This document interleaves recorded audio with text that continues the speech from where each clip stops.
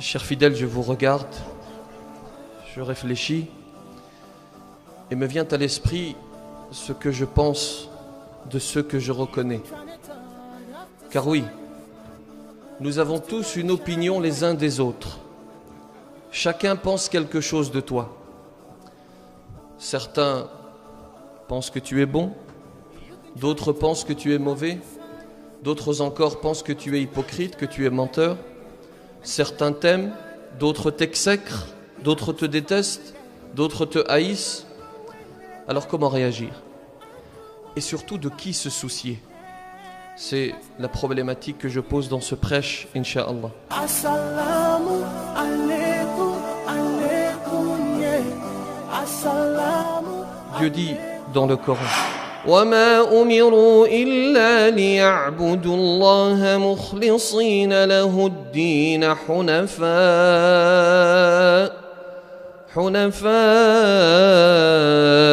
وَيُقِيمُوا الصَّلَاةَ وَيُؤْتُوا الزَّكَاةَ وَذَلِكَ دِينُ الْقَيِّمَةِ.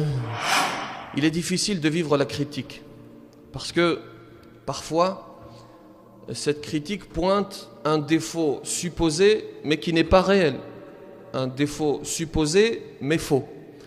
Et parfois, voire souvent, la critique pointe un défaut réel.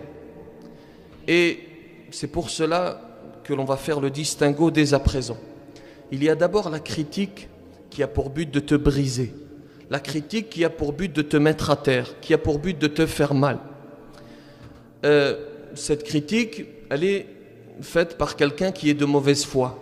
Elle trouve sa source dans la haine et dans la jalousie. Cette critique, il faut la délaisser après l'avoir analysée. Parce que ce que ton ennemi ne sait pas lorsqu'il veut te blesser, c'est qu'en réalité il t'aide. Parce que tu seras toujours capable, même dans la pire critique, même dans la critique qui a pour but de te blesser, tu seras toujours capable de trouver quelque chose d'utile. Tu seras toujours capable de trouver de la lumière, même dans la pire des critiques. La deuxième catégorie, c'est l'insulte.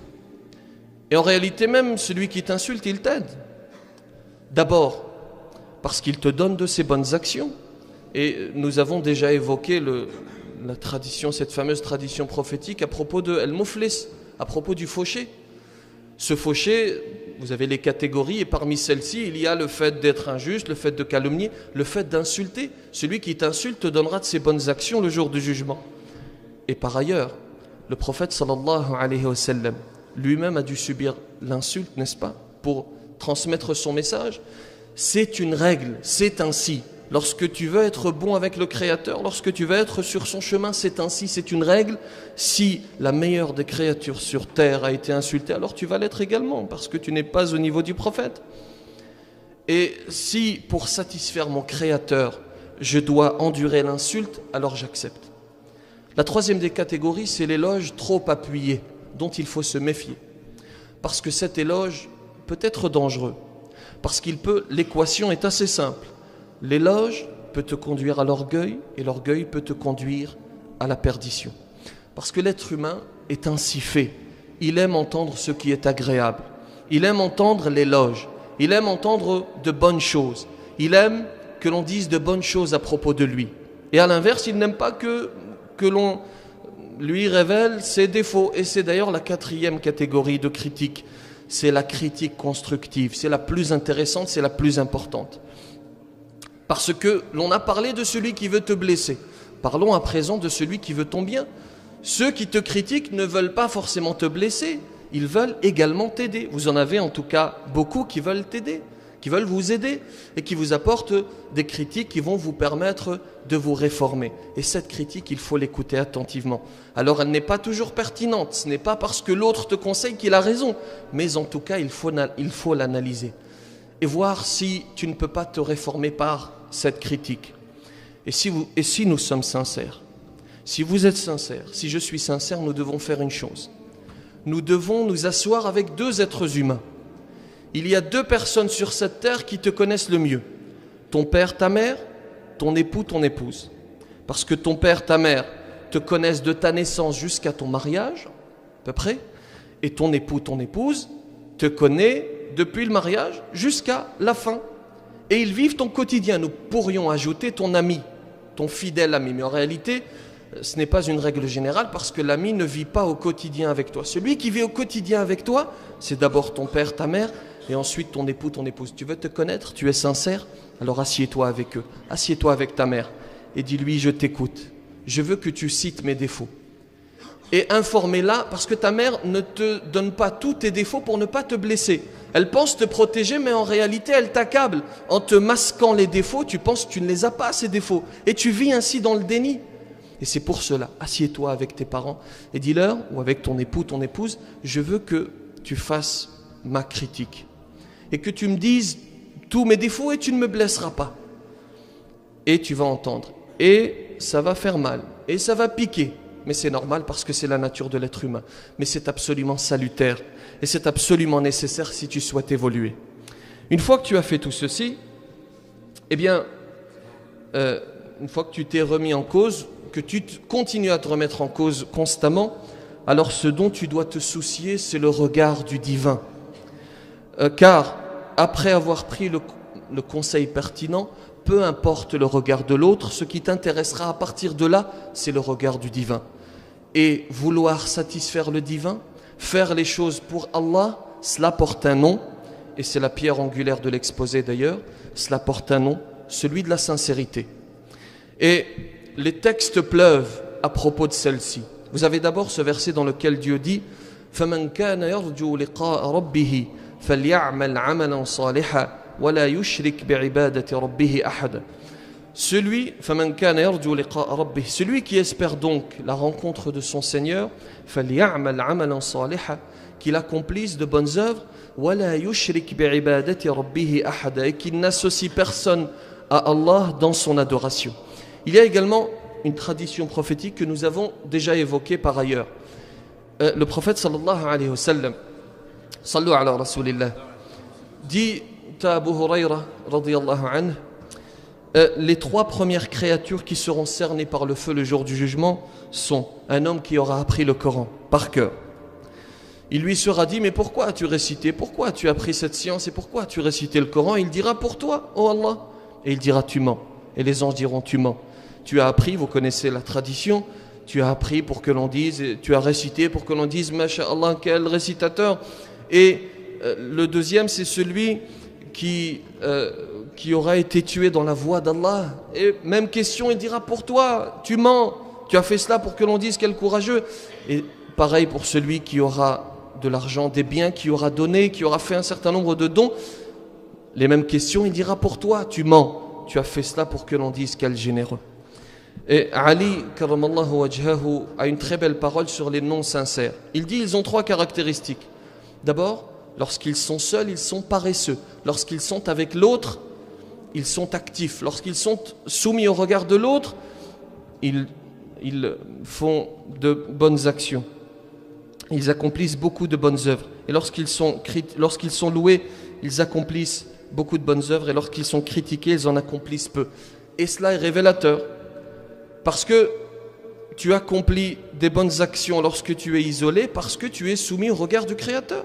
Mais lorsque tu es avec les autres, si tes actions changent lorsque tu es avec l'autre par rapport à lorsque tu es seul, alors forcément il y a un problème. Alors forcément tu te soucies du regard de l'autre et tu oublies le regard du Créateur. Et vous avez également cette parole de Sufyan al-Thawri qui dit « À chaque fois que je pense avoir vaincu l'ostentation, je me rends compte qu'en réalité, elle a juste pris une autre forme. L'ostentation, c'est très subtil. Tu peux être dans ta chambre, en pleine prosternation, et être en ostentation. Si tu te dis dans ton fort intérieur, j'espère que quelqu'un va ouvrir la porte et qu'il va me voir en pleine prosternation. Alors tu es en ostentation, alors ne te fatigue pas. Et c'est le point suivant. Il est absolument nécessaire de s'asseoir avec soi-même et de réfléchir et de se remettre continuellement en question. Et cela va peut-être vous paraître lourd, mais j'aime répéter cela. Le rappel s'adresse à celui qui vous parle, à votre serviteur, en priorité. Il est toujours important de se remettre en cause. Pourquoi est-ce que je fais les choses? Pourquoi est-ce que je prêche ici? Pourquoi est-ce que je récite le Coran? Est-ce que je fais cela réellement pour Dieu? Pour que les gens disent, Masha'Allah, quel imam? C'est ce genre de questions qu'il faut se poser.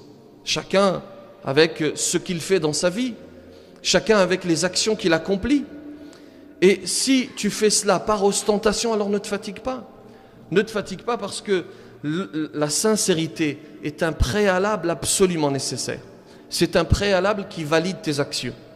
Vous avez ce roi, dans un pays à majorité musulmane, qui va vouloir construire une mosquée.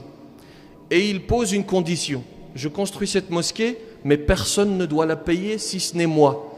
Personne ne doit mettre ne serait-ce qu'un sou dans cette mosquée. Parce que ce roi aimait que l'on cite son nom. Il aimait qu'on lui fasse des éloges.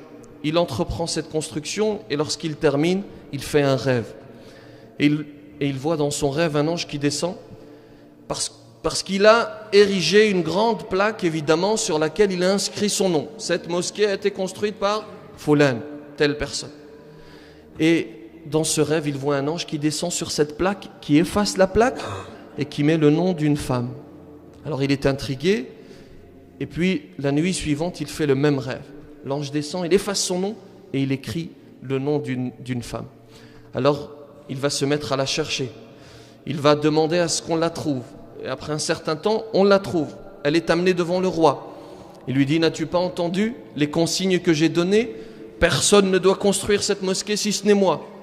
Pourquoi est-ce que tu as donné pour cette mosquée? Elle va dire, mais je n'ai rien donné. Si j'avais de l'argent, je l'aurais utilisé pour ma famille. Je suis pauvre, je n'ai rien. J'ai peut-être fait une chose cependant. Lors de la construction, il y avait des chevaux devant la mosquée qui aidaient à la construction. Ils portaient sur leur dos les briques. Et j'ai fait une chose simplement, et j'ai essayé de le faire sincèrement. J'ai apporté de l'eau pour qu'ils puissent boire parce qu'il faisait chaud et parce qu'ils avaient soif. J'ai fait simplement cela. Et là, il a soudainement compris. Il a compris qu'avec ces millions, il n'était pas sincère. Et le Créateur ne l'a pas accepté. Et qu'elle, avec ses petits moyens, avec cette petite action, elle était sincère. Et Allah subhanahu wa ta'ala l'a accepté. Et c'est pour cela qu'il a effacé son nom dans la vie réelle et non plus dans le rêve, et qu'il a inscrit le nom de cette jeune femme. Revenons rapidement sur les critiques exagérées, sur la critique qui a pour but de te briser. Si même dans celle-ci, tu cherches le positif, si même dans celle-ci, tu es de bonne foi, tu es sincère, tu cherches à en tirer ce qui est positif, alors cela montre ton désir de sincérité. Et d'ailleurs, si tu te poses la question, est-ce que je suis sincère? Cela signifie que tu cherches la sincérité, parce que celui qui n'est pas sincère ne se pose même pas la question. Deux choses. On va d'abord analyser ce fameux hadith. Innamal a'malu binniyat, vous le connaissez, le premier dans le Nawawi. Innamal a'malu binniyat wa innama likulli imri'in ma nawa. Il y a deux parties dans ce hadith. Le début, c'est la validité de l'action. Innamal a'malu binniyat. Les actions ne valent que par leurs intentions. C'est-à-dire que s'il n'y a pas l'intention, l'action n'est pas valide. La deuxième partie concerne la récompense et l'envergure de la récompense. Wa innama likulli imri'in ma nawa. Et chacun n'aura que ce qu'il a eu comme intention. Prenons un exemple pour comprendre. Dans une mosquée, vous avez les responsables qui appellent au don. Vous avez Mohammed, ou plutôt vous avez Ahmed, qui va donner 1000 euros. Et vous avez Mohammed qui va donner 50 euros. Et les deux sont sincères. Première partie du hadith, la validité de l'action. Les deux sont sincères. Ahmed qui a donné 1000 euros, il est millionnaire. Il sort de la mosquée, il a déjà oublié le don qu'il a fait. Parce que c'est une goutte d'eau pour lui. Parce que ce don ne représente quasi rien par rapport à ce qu'il a. Mohammed, il a donné ses 50 euros et c'est tout ce qu'il avait parce qu'il est chômeur et qu'il ne gagne pas grand-chose. C'est tout ce qu'il avait. Il a fait ce don et lui, il n'oublie pas. Lui, par contre, il n'oublie pas. Il est très heureux d'avoir fait ce don et toute la nuit, il va y penser. Parce que c'est tout ce qu'il avait et il l'a fait sincèrement et il y pense encore et encore. Très certainement, le coefficient multiplicateur de l'action chez Mohammed est plus grand que chez Ahmed. Bien entendu, les choses sont entre les mains de Dieu. Mais il est probable que ce coefficient soit plus grand chez Mohammed que chez Ahmed. Même si Ahmed a donné 1000 et que Mohammed a donné 50, il se peut que ce coefficient soit plus élevé parce qu'il y a une différence. Les deux sont sincères, mais il y a une différence dans l'envergure de l'intention. Il y a une différence dans l'intensité de l'intention. Il y a ensuite une question intéressante. Pourquoi est-ce que je fais les choses? Est-ce que je fais les choses pour Allah? Est-ce que je les fais pour la récompense? Est-ce que je fais les choses par crainte du châtiment? Alors en réalité, nous sommes assez structurés pour envisager les trois en même temps. Mais il y a une différence de degré. D'abord, et c'est pour cela qu'il faut s'asseoir avec soi-même et réfléchir. Je fais d'abord les choses pour Allah, parce qu'il m'a créé. Et parce qu'il dit dans le Coran, وَمَا خَلَقْتُ الْجِنَّ وَالْإِنسَ إِلَّا لِيَعْبُدُونَ. Je n'ai créé les hommes et les djinns que pour qu'ils m'adorent. Donc d'abord, je fais les choses pour Dieu. Ensuite, je fais les choses pour la récompense et parce que je crains le châtiment. La preuve, le verset dans lequel Dieu dit أولئك الذين يدعون يبتغون إلى ربهم الوسيلة أيهم أقرب ويرجون رحمته ويخافون عذابه إن عذاب ربك كان محذورا. Quelques paraboles enfin pour terminer. Vous avez d'abord cet homme qui pendant 30 ans va prier au premier rang. Et un jour, il arrive à la mosquée en retard et il est contraint de prier au second rang, au deuxième rang. Et à partir de là, il va décider de rattraper 30 ans de prière. Pourquoi ? Alors, on ne va pas insister sur le côté jurisprudentiel. Est-ce qu'il aurait dû rattraper ou non ? Ce qui nous intéresse, c'est la sagesse. Il s'est mis au deuxième rang, il s'est rendu compte d'une chose et il se dit « je dois rattraper 30 ans de prière ». En réalité, il se rend compte au deuxième rang qu'il ne se mettait pas au premier pour Allah, mais pour que les gens disent « Masha'Allah, il est au premier rang ». Et c'est pour cela qu'il décide de rattraper. La deuxième chose, c'est ce charpentier qui va vers la retraite. Il négocie avec son employeur et son employeur lui dit « Très bien, j'accepte de te laisser partir à une condition que tu construises une dernière maison ». Alors il se mobilise, il construit cette maison et il est fatigué, c'est sa dernière maison. Il se dit de toute manière, je ne serai pas jugé sur cela, de toute manière je n'ai rien à perdre, je pars. Il ne pourra pas me virer, je pars de toute manière. Et donc il ne s'applique pas et la maison n'est pas parfaite. Et il y a un certain nombre de malfaçons. Et il termine la maison, il apporte la clé à l'employeur et l'employeur lui dit tu peux garder la clé parce qu'en réalité cette maison est pour toi. C'est ton cadeau parce que tu quittes l'entreprise, je t'offre cette maison. Et là, il se rend compte qu'il aurait dû être sincère. Et c'est ainsi avec nos actions. Nous ne savons pas quelle action sera acceptée par Allah. C'est pour cela qu'il faut être sincère à chaque fois. C'est pour cela qu'il faut se mobiliser corps et âme pour être sincère dans chacune de nos actions. Vous avez ensuite Abul Hassan al-Mawardi, ce grand savant, qui a écrit des dizaines de livres. Et malgré tout, il n'était pas sûr de sa sincérité. Et il va donner une recommandation à son ami et lui dire, lorsque je serai à l'agonie, tu tiendras ma main s'il te plaît. Et si je m'accroche à toi, c'est que le Créateur n'a pas accepté mes actions et que je ne suis pas sincère. Tu prendras toute cette bibliothèque de livres parce qu'il n'avait pas publié ses ouvrages. Il les a écrits et de son vivant, il ne les a pas publiés parce qu'il n'était pas sûr d'être sincère. Si je m'accroche à ta main, c'est que je ne suis pas sincère et dans ce cas, tu prendras ces livres et tu les jetteras dans la rivière. Par contre, si je te lâche la main, alors tu les publieras. Et l'agonie vient, il est avec son ami. Non seulement il relâche sa main, mais en plus il l'entend dire La ilaha illallah, Muhammadur Rasulullah. Et à partir de là, il va publier ses ouvrages et ces ouvrages sont encore disponibles à notre ère. Ils sont encore disponibles aujourd'hui. Et les savants disent d'ailleurs, tous les ouvrages que nous avons, tous les recueils de hadiths que nous avons, prouvent la sincérité de leurs auteurs. C'est parce qu'ils ont été sincères que leurs œuvres ont perduré jusqu'à aujourd'hui et qu'elles continueront à perdurer, Inch'Allah. On va terminer par cette parole prophétique qui est dans le Bukhari, que vous connaissez à propos de la prostituée qui a abreuvé un chien. Et par cela, elle accède au paradis. Et au-delà de l'action, parce que l'action est importante, il y a l'intention. C'est l'envergure de l'intention, c'est la sincérité de cette femme qui va lui permettre d'accéder au paradis. Pour deux raisons. Parce que d'abord, elle a affaire à un chien qui ne parle pas. Et même s'il parlait, elle est en plein désert. Et il ne pourrait informer personne de cela. C'est pour cela, parce qu'elle a été sincère, parce qu'elle a fait cette action et parce qu'elle a été sincère, que le Créateur lui accorde le paradis. Qu'Allah subhanahu wa ta'ala nous accorde sincérité, qu'il éloigne de nous l'ostentation. Assalamu